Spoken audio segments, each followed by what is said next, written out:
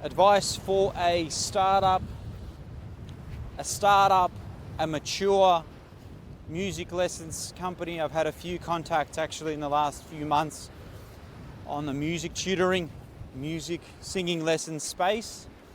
And I've got a few examples in my head.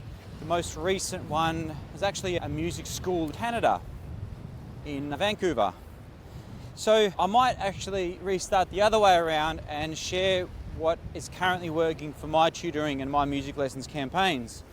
Now, all of my campaigns are local businesses, meaning they have a physical location, they have Google reviews, but some of these contacts are basically service-based businesses, which means they come to you, they train you, they come with their violin or whatnot, okay? Those campaigns slightly vary a little bit in that someone that doesn't have a physical location is heavily disadvantaged on the SEO front because they're at the disposal of the Google Maps gods, and a physical location with reviews that's been there for a while with a website will have a lot of advantage over someone that doesn't.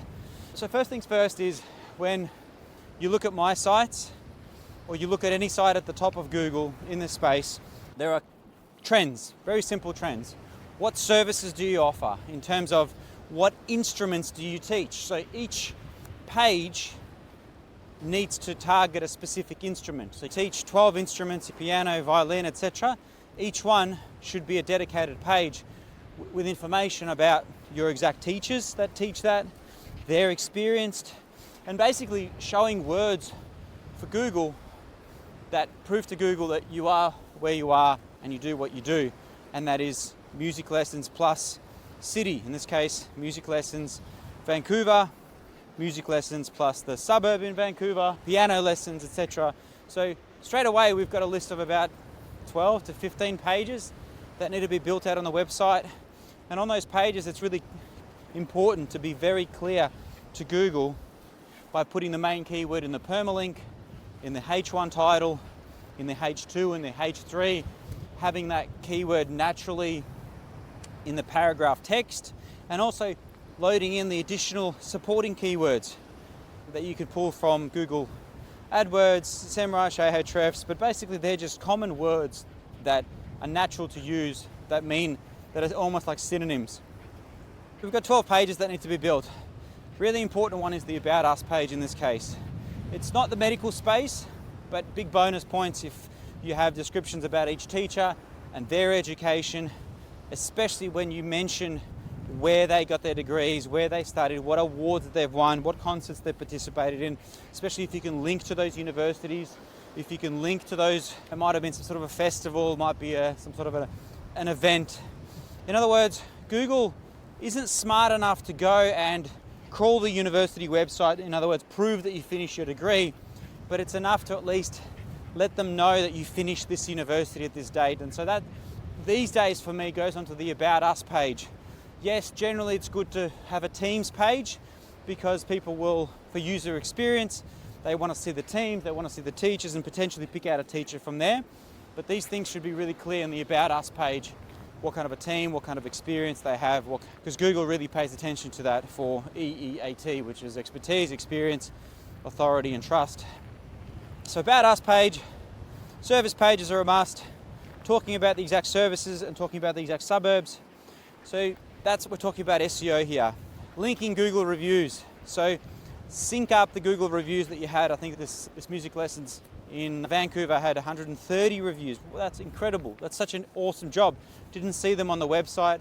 I generally put a little badge, a hovering badge, which is there on mobile devices as well as desktop. I have a dedicated page which lists all of the reviews, all 130, dedicated page for that. And then I usually put a slider throughout the site. So any page that you visit, apart from obviously the blogs, you can clearly see the reviews. Well, even on the blogs, you can see the hovering badge. So that sort of sits under reputation management. Bonus points if you can take some better photos with the team and more on the home page so it doesn't look like stock images. Where possible, I'm trying to clean my sites from stock images wherever I can. Now, if the budget allows, I know everyone's fiddling with Google Ads and fiddling with Facebook ads, but I get the similar questions like, hey, I've spent some money, I'm not sure what's worked with Google ads, I'm not sure what's worked with Facebook ads. Yeah, I seem to be getting leads, but I don't really know where it came from. A lot of the time when they find you on Google ads, they don't actually inquire via that page. I find that more common in the wedding space, in the dental space, because people want to suss you out, they want to do more research on you before they commit. In this case, commit potentially quite a lot of time to learning an instrument. They want to make sure they're not wasting their time.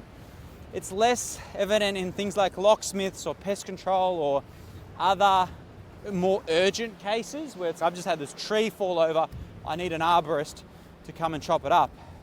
So you can inquire straight away. But what I'm finding with a little bit with music lessons is that they will land on the landing page, they'll jump off it and look up the website and essentially come through the SEO pages, and the inquiry will come through the SEO pages. I've tracked this for years and I've seen the trends. As soon as we turn off Google ads or pause Facebook ads, we see the dip in SEO leads pretty much instantly. And then 3 weeks later, you get this, it's really evident. Because people might find you through Google ads, they might save your details and they might inquire later, or they want to read more about you.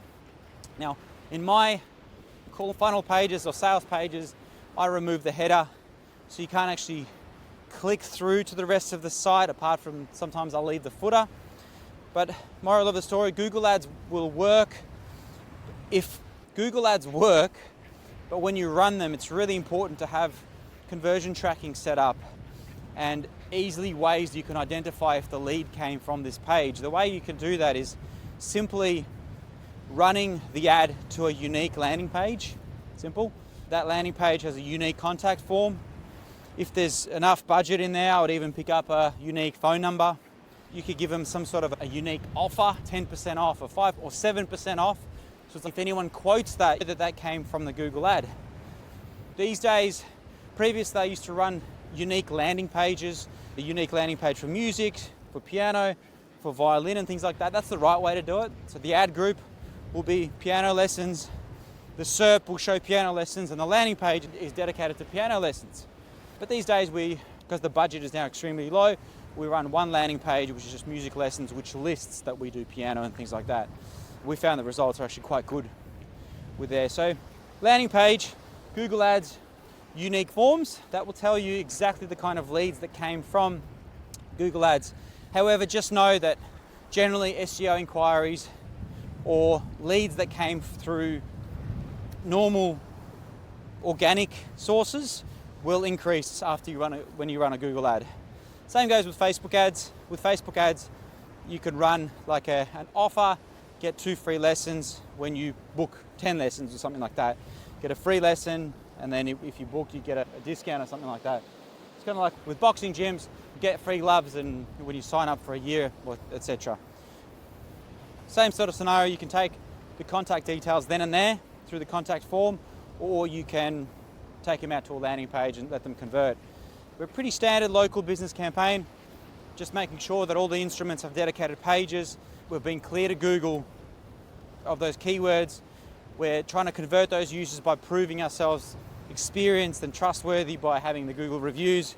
We're making it easy for people to contact us with unique contact forms, whether it's a Facebook ad, a Google ad, or SEO. And then really from there, it's just a matter of beating your competitors on things like backlinks, which is its own kettle of fish, and then overtaking them on things like authority by publishing high quality, I wouldn't even say long form guide, but basically high quality content, blogs that actually bring something unique to the world, a new perspective. This is why I really love interviewing clients. The interview might go for 2 hours and I'll get 2 hours worth of recorded audio about their journey, why they do what they do. Just creates for more meaningful, unique content for the website, which pretty much brings it all to life.